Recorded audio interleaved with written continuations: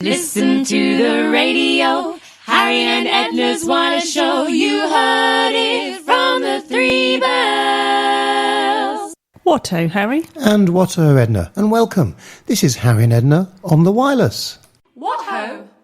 And welcome. It's Harry and Edna on the Wireless, where today I'm smartening up. I'm putting on my finest vintage reproduction attire, because it's all about the clothing from the Stanley Biggs Clothing Company. And Sophie Bainbridge, who is CEO, boss lady, whatever it is, from the firm, will be joining us on the phone to talk to us about their vintage clothing range. Well, she's the owner. She's one of the owners of Stanley Biggs. Her and hubby. Yes. And it's nice to talk about men's clothing for a change, isn't it? Because there is not as many men's clothing ranges, vintage style, as there are ladies. This is true. In fact, we said that just before we went on air, didn't we? To say, if you look through our back catalogue, you'll see and we've featured a number of ladies' fashion ranges over the years. Not that I'm complaining, because it's a well-versed subject and I love it. It is actually a question. You see, us chaps, it's a bit stereotypical, aren't great at buying clothes. Well, you're terrible. I must admit, I don't think it. But my daughter, if you like, is into what they call vintage, but I don't class it as vintage because she likes sort of 90s clothing. We wore when we were younger. Yeah, and I keep thinking sooner or later she's going to raid my wardrobe, because most of my clothing does date from the 90s. You see it whenever I have to decorate. It's interesting because we are decorating the house at the moment in the studio. When I get out my Manchester tops. Things like, because I think, two-tone tracksuit bottoms and your wallabies. And I'm thinking one day she's going to spot these and go, "You can't wear these, Daddy. These are vintage." And it's given me a real flashback to when I was going to doing the same to my family. You know, when my mum was desperately trying to wear out her CC41 tea cloths. Yeah, and we said, "No, you can't use them. They're precious and they're packed in." And then they went in plastic and now only looked at lovingly and occasionally maybe taken out for a slight stroke. Yes. And then go back again, and she's going, "But I used to mop the floor with that." Yeah. No. And we say, don't we, when we do our displays and things, when people come around, they say, oh, I used to have one of them. Oh, if I knew somebody wanted it, I wouldn't have thrown it away. And you think, gosh, if I had £1, every time someone said that, we'd be millionaires. But my son... I say the same to my son, because my son is really into Second World War military reenactment. And I used to do that when I was younger. And he said to me about, it's so hard to find this stuff, and how come I got so much original? And I was saying, well, when I did it in the 80s and 90s, it was all original. He just went to the army surplus stores, which I don't think even exist anymore. No. And he just went and bought it for a few quid. We used to run around the woods, what have you, trashed it completely, and then bought another set, and then trashed that. And that's why there's none left, because we ruined the lot. I know. Sacrilege, never. It is. Anyway, we're going to go over to Japan. Are we?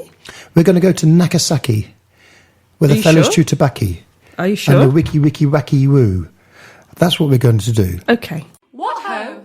Cab Calloway, Nagasaki. Now, if you follow Harry and Edna on the Wireless on Facebook, we put little vintage anecdotes up every now and again. It's not just sort of listen to this show, listen to that show. And one of them was about Cab Calloway's home in Baltimore, USA. It was a magazine article. It's about to be demolished. There you go. No. So, it's sad that obviously that's Cab Calloway's childhood home, although it does look a wreck, I'll be honest. But it also, another reason to go to our Facebook page. There is only us, Harry and Edna on the Wireless. Like it, that's what we do. We do need some likes. I do this all for free for you people. That's why I need your likes in payment in kind.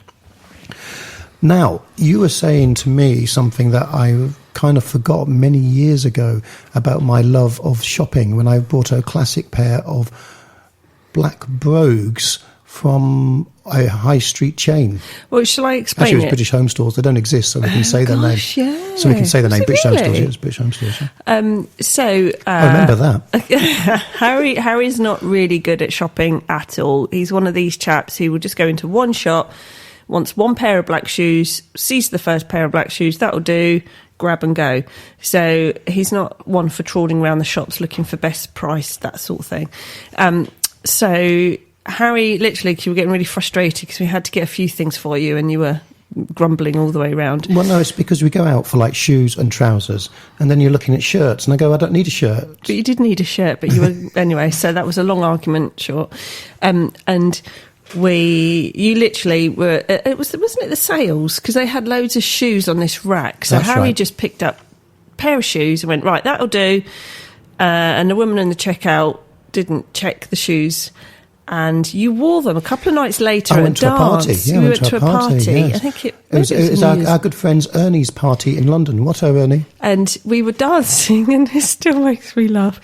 Harry kept treading on my foot, and I kept saying to him, why are you treading on my toes? You don't normally, when we dance, tread on my feet. We should explain, this is proper dancing. Yeah. This isn't like jiggy but dancing. This was proper. This is proper embrace, hold waltz, each other and waltz around you. Round dancing. And anyway, so Harry kept treading on my toes, and I had blooming peep toe sandals on, so it wasn't as if they were, so I was getting crushed toes. And I said to him, what on earth? Why? Anyway, so we then gave up dancing, and he sat down and he stretched his legs out in front of him. And I said to him, Harry, one of your shoes is longer than the other one. It looked like he had an exaggerated foot. And we both peered down, and Harry said, oh, gosh, yeah. So he took his shoes off, and one was a size 9 and one was a size 11, which explains why he kept treading on my foot. And it just reminds me of something out of a cartoon, like you had one massive long foot. The bit I liked, you had to take it back, and you couldn't make the shop assistant understand what you were talking about. And I was trying to explain that on the rack is an odd size 9 and an odd size 11. And she just thought I was mad. Anyway, I said, look, can I just swap this one for that one? And all is well. But it did make me laugh because you didn't check the sizing at all. No, what I like about that story is that it must be about 8 years ago and you still bring it up. It still makes me laugh. But it's a bit like you trying to do your make, do and mend and gluing the sole of your shoe down. Oh, you're bringing this one up too, are you? I'll keep going. And I did cobbling. You did cobbling, which is where you repair. It wasn't just glued down. It was glued with a little bit of tack around the outside. I thought it was just glued. No, I did it properly. I also used a bit of gaffer tape to hold it in place as well. So he looked like a tramp running to work with his sole flung off, and he tripped over the sole because the sole was flapping, and then proceeded to rip a hole in his trousers as he fell over. So it was like the old saying, for the want of a sole, the trousers were spoilt.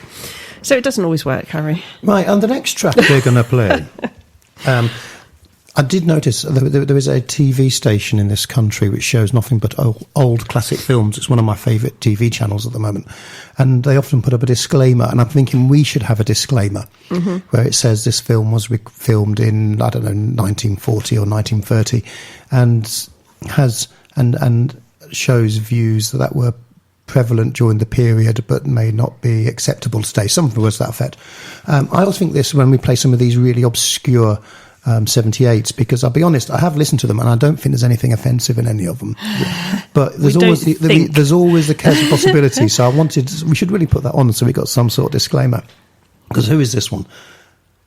That's your cue. Sorry. I love this one. This is called When I Met Connie in the Cornfield, the Arcadians Dance Orchestra. So you don't get that, meeting Connie in the cornfield. You don't get songs. You don't get tracks like that now.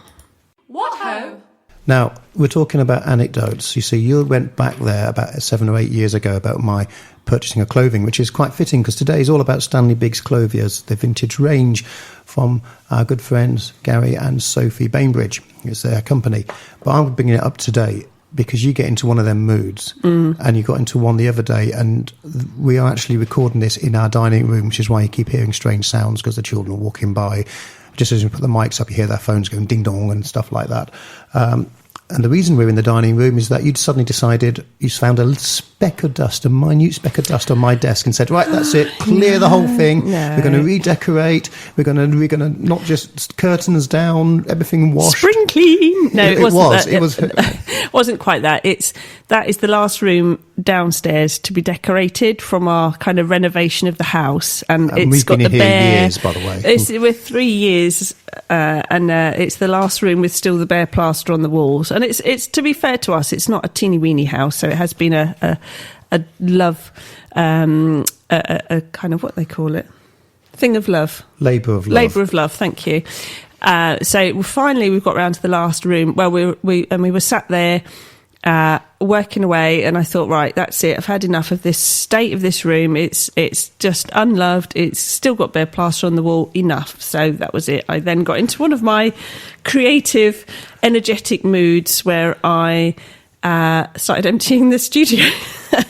And it's then a studio stroke office, and you've been working from home for a bit, and I think that's where another reason. I said that's enough. It's enough. These aren't conditions in which I can work. Yeah, so we've lost the dining room because that's had to become a makeshift studio stroke home office. The hallway's crammed ceiling to floor with furniture and stuff. Yeah, but it's been one of them. My son can't get in his bed because it's got so much crammed underneath it. Levered up with stuff underneath it. But to be fair, that's the room that everything kind of congregated in that we said we'd get round to sorting. So it's a really good chance to just crack on and get it sorted now. I was in one of those, right, where's this go? That can go upstairs. Yeah, and then you want me to demolish, you want me to put a fireplace in. Right. And I'm saying you can't, what happens if there's no lintel? The whole chimney stack will fall down. You go, it's fine, just hit it with a sledgehammer. Don't be so glass half empty.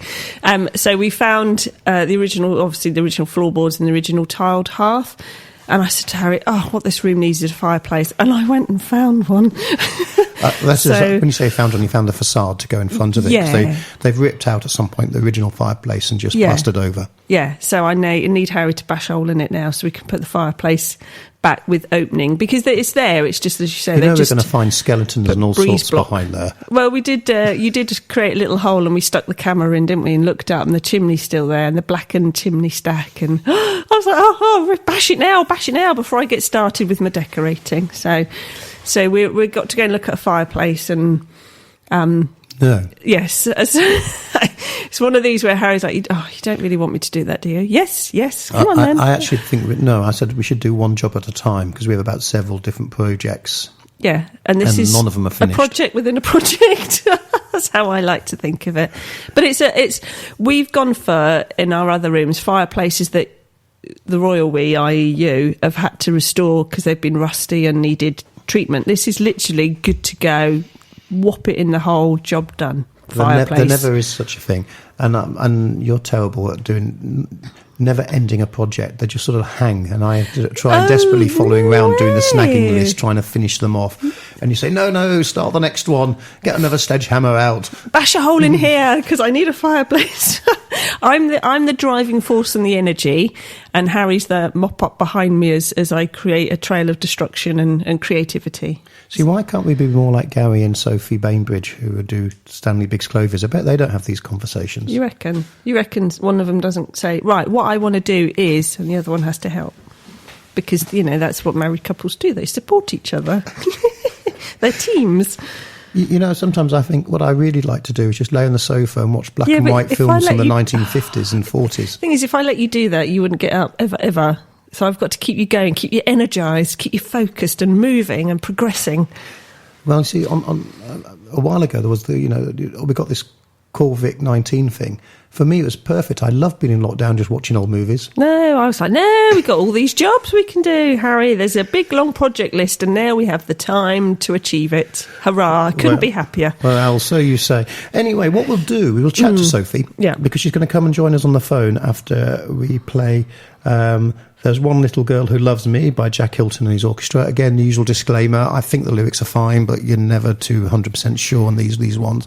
And she's going to be telling us about the Stanley Biggs Clothing, who, although despite what Edna says, I do quite admire their clothing range. I think there's a few bits there that could be on the birthday, Christmas, Easter, Christmas list. Whatever. Well done for knocking a hole in the fireplace. List. That's what I think, anyway. Okay. What ho? Welcome to the show, Sophie Bainbridge, who is the owner and responsible for the independent business Stanley Biggs Clothing. Stanley Biggs Clothing is very nearly a year old to the day, and we focus mostly on reproduction and inspired clothing from the early 20th century for gentlemen and also ladies alike. And we have a particular focus and link to the mid-early 20th century purely directly with a name as well. So Stanley Biggs was actually a man. He was born in 1919, and he was actually killed in 1944 during the Battle of Arnhem, and is buried in Oostbeek Cemetery in the Netherlands. So he's Royal Army Medical Corps. And so he was very much, a living, breathing man, and the actual company, along with having some fantastic garments that people can purchase, is also a lasting memorial to him and all the hundreds that are buried at Oostbeek as well. So what made you focus on Stanley Biggs? What was it about him or his story that drew you to him?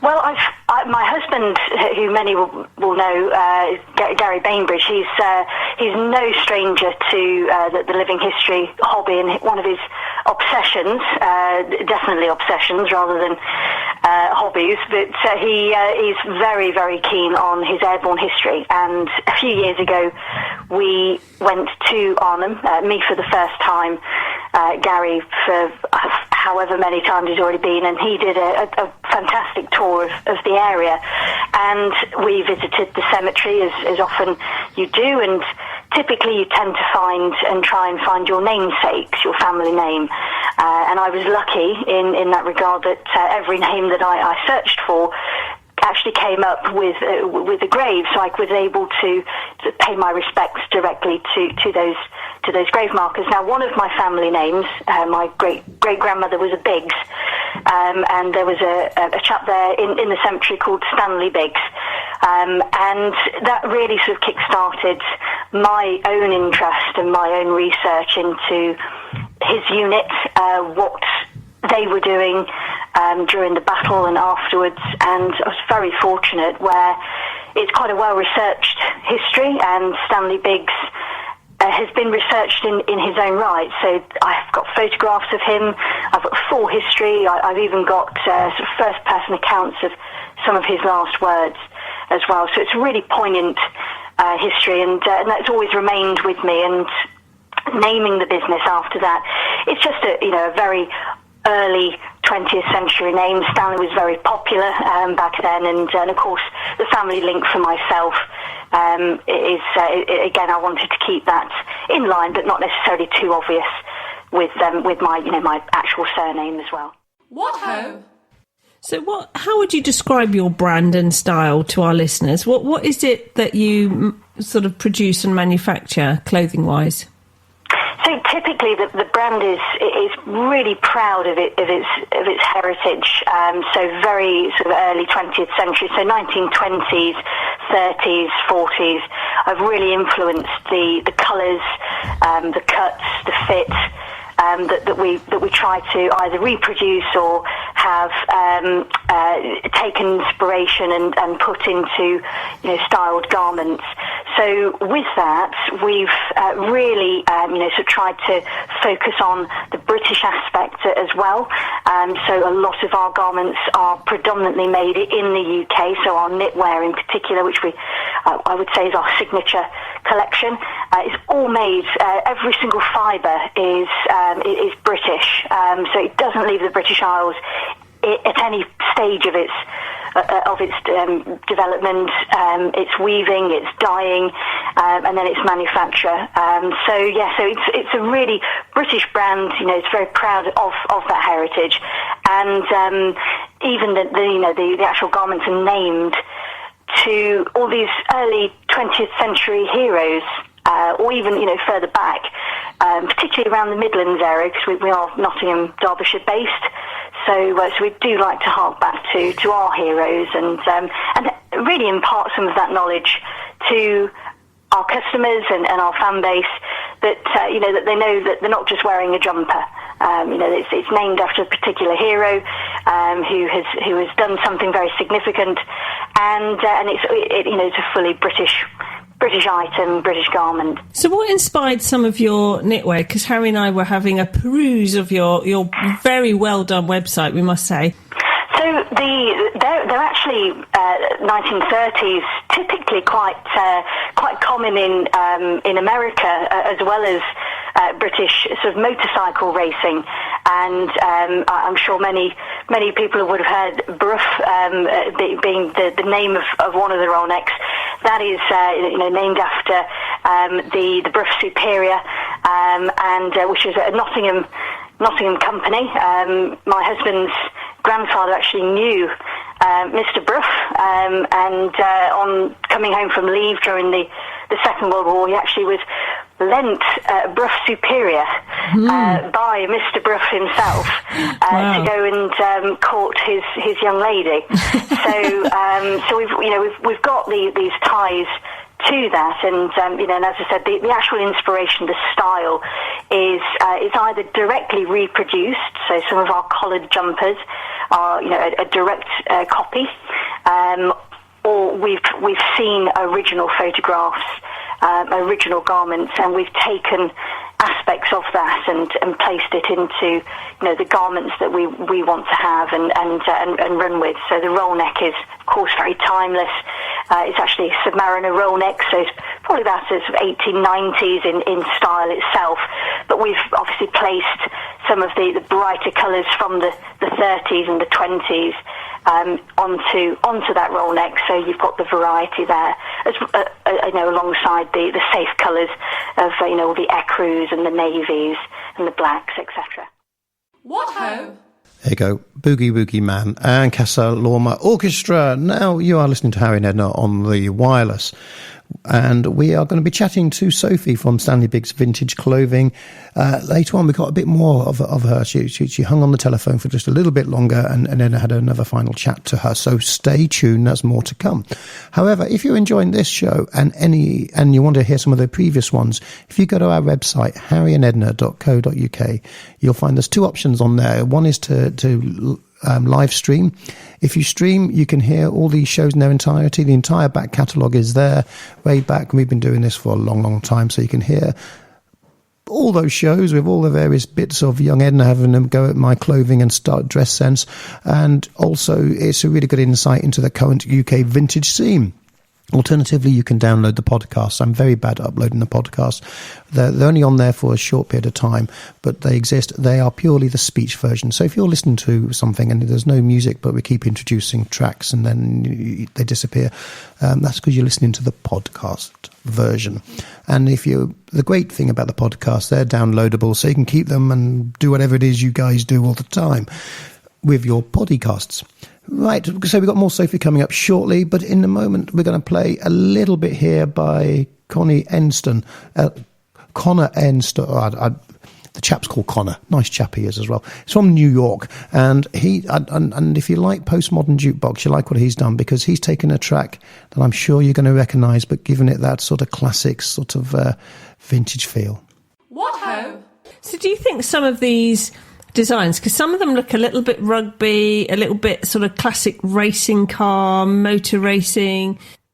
Yeah, absolutely. So I'm glad you've spotted the rugby and the racing influence. Again, it's all harking back to those big sporting heroes and motor racing heroes from Brooklands and Tim Birkin, for instance. Yes. He has a jumper named after him. Yep. And you're absolutely right in saying that all of these designs are timeless. Of course, fashion comes in roundabouts, and I know that there's a saying that nothing is necessarily new, and that's what we want to impart as well, is the fact that you buy one of these garments and you'll have it for decades, and it will last the course, it will stay the course, and you're investing in not just the industry of today, but you're investing in the industry that is thousands of years old, in particular with the wool industry. And in terms of actually having a garment that is timeless, it will always go with a lovely pair of slacks, or a pair of jeans, or a nice overcoat, or a Barber jacket, or whatever it might be. And that's what we want to impart on our customers, where it's not necessarily buying everything 10 times over the course of a year. It's buying one really nice item that you can treasure and you can keep, and it will always remain in fashion, and as you said, timeless as well. Absolutely, and certainly with your garments, you can really dress them up or dress them down, can't you? As you say, you can dress them with chinos or cords, or you can dress them up to be something. We do, yes. So our main accessory is the cap, which, of course, back in really up until 1950s, 60s, gentlemen always would wear a headgear, as would a lady, and we have a growing range. Actually, we have sort of the Peaky Blinder cap, so the Baker Boy, Newsboy style cap, and then we have a very traditional 1930s exact reproduction made again by a local hatter in Derbyshire. So it's completely made by hand. All of the material is made and woven in Britain, and it's lovingly made to measure as well. So it's a bespoke item. And then, of course, on the other end, we've got the caps that you can purchase there and then, and they look and they feel great, and it allows everyone to have a part of that history and be part of that. And as you said, it can go with any type of garment as well. It doesn't necessarily need to be Tommy Shelby with his with his collar pin on the show. It can be with a jumper, or it can be with a jacket and a pair of jeans and a t-shirt. What ho!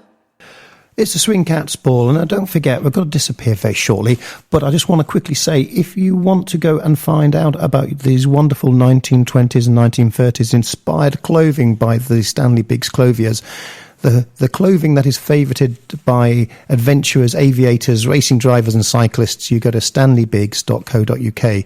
That's Stanley Biggs with 2 Gs.co.uk. And what can I say? I'm going to go off there and do some instant clicking and purchasing, because there's a tea or a day or so. There's a reason. I'm going to think of some reason why I need those clothing. So I'm going to disappear now. So it's just simply time for me to say toodle pip, and we'll see you again next time. Ta-ta. What ho!